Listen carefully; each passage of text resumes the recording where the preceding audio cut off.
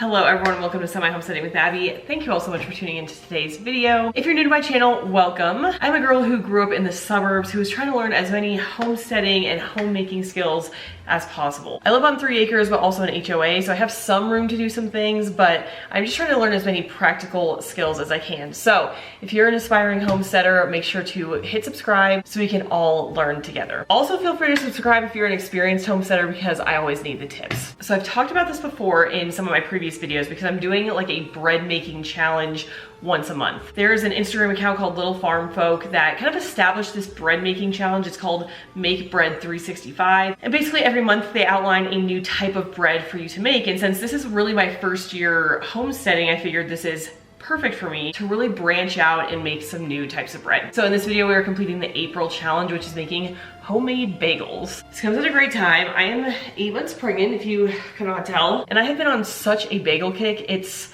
unexpected, but I keep craving bagels with strawberry cream cheese. Like, I could eat that every single day. I looked up a recipe on sallysbakingaddiction.com. I will link it below so you can also follow along. But I'm gonna follow this recipe. It takes about 3 hours, and like a lot of these bread items, it's not a lot of manual work, it doesn't seem. I mean, there is like a boiling component for bagels that other breads don't really have, but a lot of the 3 hours that it takes to make a bagel is waiting for it to rise. Shouldn't be too crazy, and let's just go ahead and get started. Let's make some homemade bagels together. Okay, as with the vast majority of these breads, we're gonna start out by combining some instant dry yeast with some warm water to activate the yeast, and then we can form our dough. For this recipe, we need 2 3/4 teaspoons of active dry yeast. They say that 1 yeast packet is about 1 1/4, so I'm gonna use 1 full one and then just about a half a teaspoon more of another packet, and then a 1.5 cups of warm water.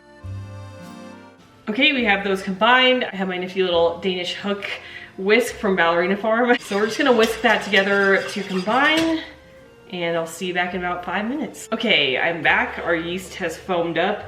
So it's time to add our other ingredients, which I have pulled out here. We just have flour, dark brown sugar, and some salt. It does say bread flour, but I just have unbleached all-purpose flour. I'm gonna go with that. Usually, from what I've found, it doesn't make a huge difference. Now it says to add 4 cups of flour, but since it's kind of a lot and you can either pack it down or kind of have it loose, it does specify how many grams we want, which is 520 grams. So I did pull out the handy dandy kitchen scale, and I'm just going to actually measure in grams because I don't want it to be super far off and have like extremely dense bagels or anything. So I'm going to zero this out, get it to grams, okay?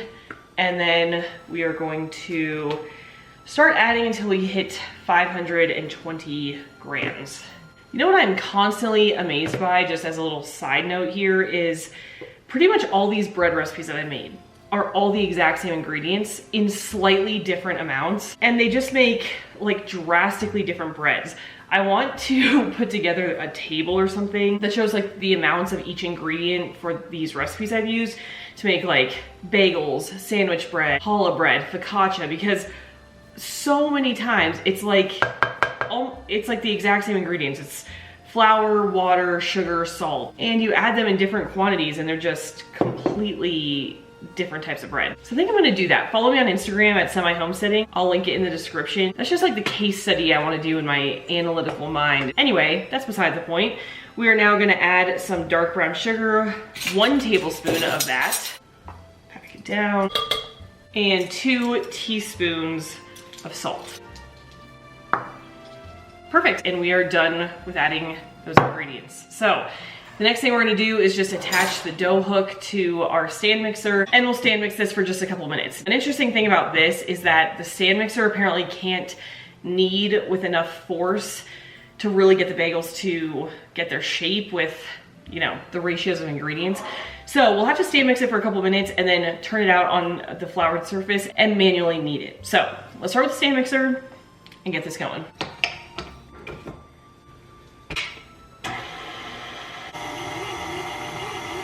Okay, the recipe says that we should be stand mixing it until it looks stiff and somewhat dry, and I think we're there. Let me show you the dough. It does look kind of dry, pretty stiff.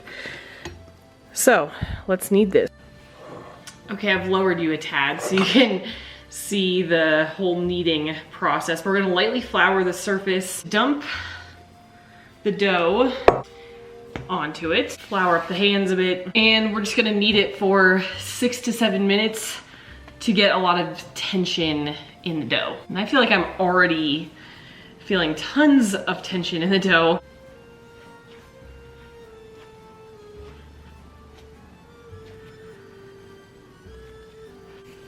So 6 to 7 minutes seems extremely long, but it says to kind of form it into, you know, a circle. And if you're able to poke it and it slowly rises back, then you're good. Which I feel like it's already doing. So I might end this kneading effort a little early.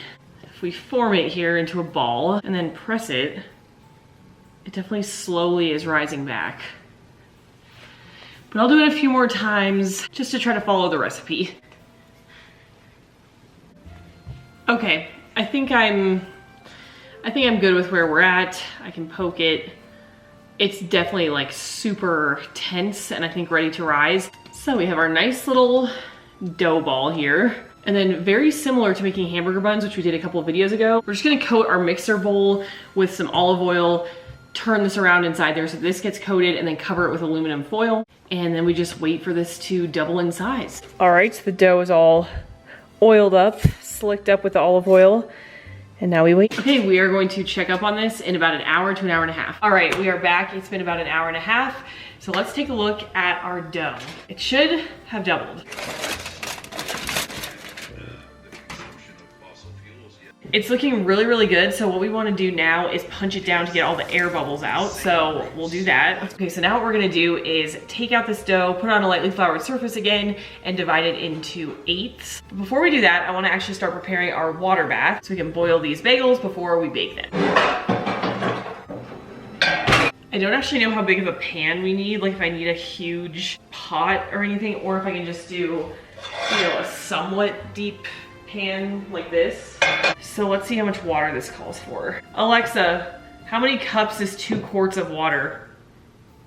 2 quarts of water is 8 cups. Okay, I think this should fill 8 cups. Let's try that.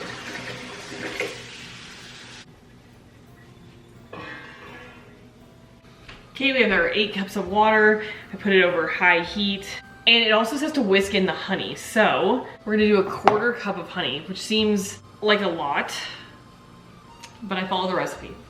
The other thing is we just got bees. So if you have not gone and watched my bee video, like prepping for it and picking up the bees, I would highly recommend you go do that. But I'm so excited in the coming years to have our own honey. This is just like store-bought local honey, raw and unfiltered. So I'm excited to have that for ourselves. Hopefully that doesn't overflow when I add the bagels in, but we'll see. Maybe we'll just add only a couple at a time. Okay, so I'm gonna dump this out and divide the dough into 8 pieces. Now it says that it doesn't have to be very exact. Oh, let me lower you again. It also says to line 2 baking sheets with parchment paper because we're gonna boil them, but then we're gonna bake them. So let's just do that to get that prepped. Okay, we'll set these aside just for baking.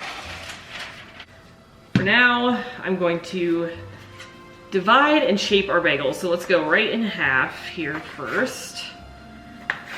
We'll go half again, until we have 8ths.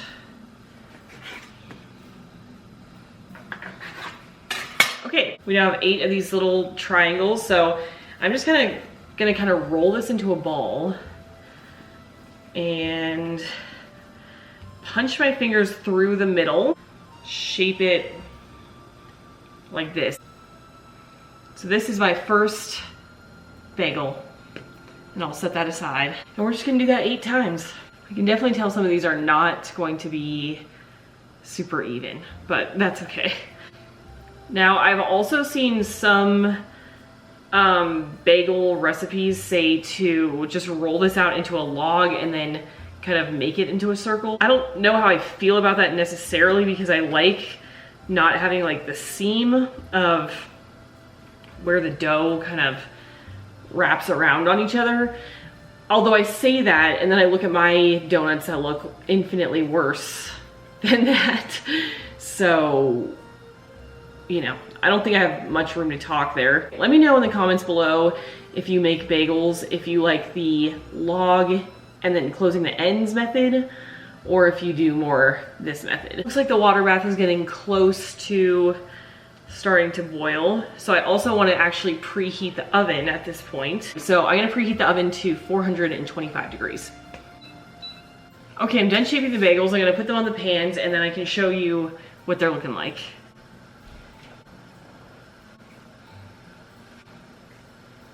Okay, these are the shaped bagels. Now looking at them and how kind of ugly they are, maybe I should have gone with the other method, but you know, some of them look okay and they should taste the same. So I think we're gonna be okay. All right, our water bath is officially boiling, so let's throw these in. It's gonna be, I'm gonna do 2 at a time, I think, and just keep them in for like 2 to 3 minutes per side. Actually, I'm gonna do 3 at a time. Actually, I'm gonna do 4 at a time because they have plenty of room to float around here.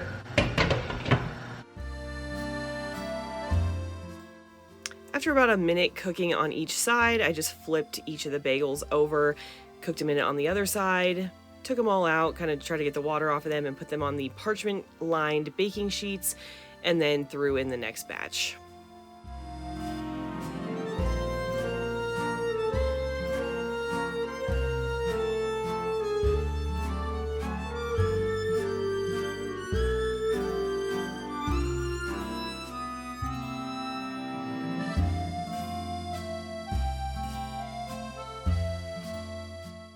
Next, I made the egg wash, which was just 1 tablespoon of water with 1 egg white. I whisked that together and brushed it over each bagel so they got all nice and golden brown.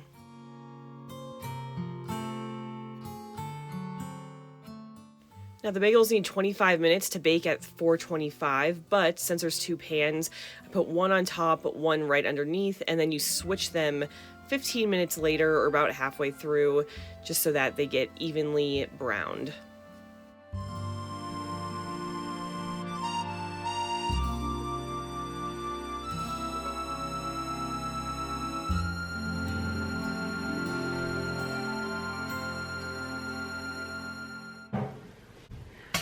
Okay, the bagels got out of the oven. They've been cooling for about 20 minutes. I need to move them to our little cooling rack just to thoroughly cool them, but let me show you what they look like. Okay, I was expecting it to be much harder. Like, I don't know, maybe I've been just jaded from failed baking experiences or something.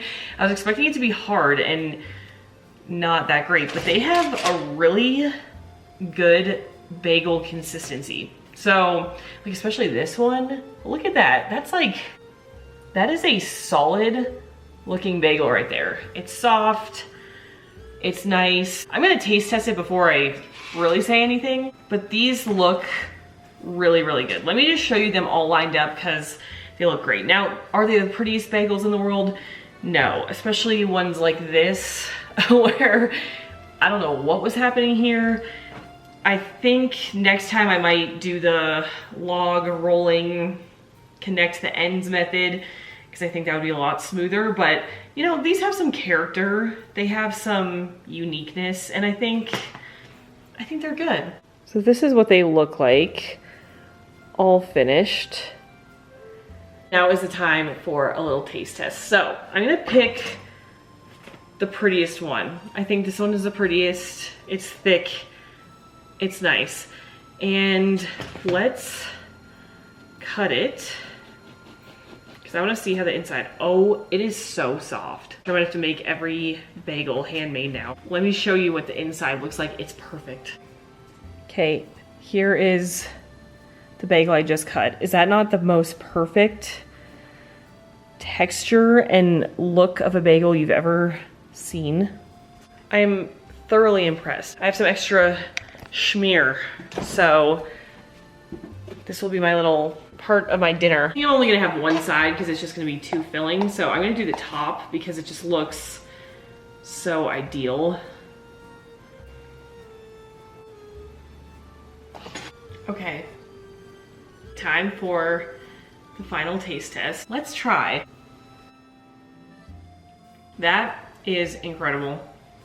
It's better than store-bought. The amount of satisfaction it gives me to make something that turns out better than store-bought is like immense. Because I feel like the first few things I tried homesteading wise, candles or lotions or things, it was like all kind of passable, you know?